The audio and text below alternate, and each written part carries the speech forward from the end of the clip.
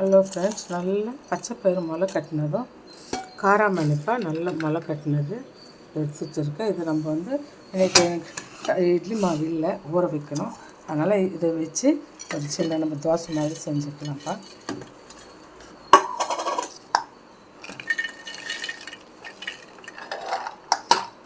இதோட நான் ஒரு 5 பச்சை மிளகாய், இஞ்சி, பூண்டு, கருவேப்பிலை போட்டிருக்கேன். தேங்காய் எண்ணெய் தான் ஊற்றிருக்கேன்.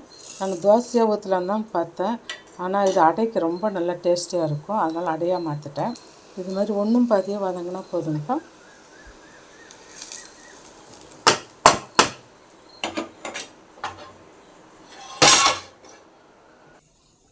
நல்ல நார் சத்து, அயன் சத்து உள்ள ஒரு அடை தான்ப்பா இன்றைக்கி நம்ம செய்கிறோம்.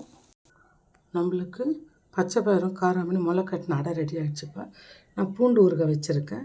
இது ரொம்ப டேஸ்டியாக இருக்கும். இதுக்கு தொட்டு சாப்பிடும்போது நீங்கள் நாட்டு சர்க்கரையும் வச்சுக்கலாம். இது மாதிரி பூண்டு ஊறுகாயும் வச்சுக்கலாம் ஃப்ரெண்ட்ஸ். தேங்க்யூ.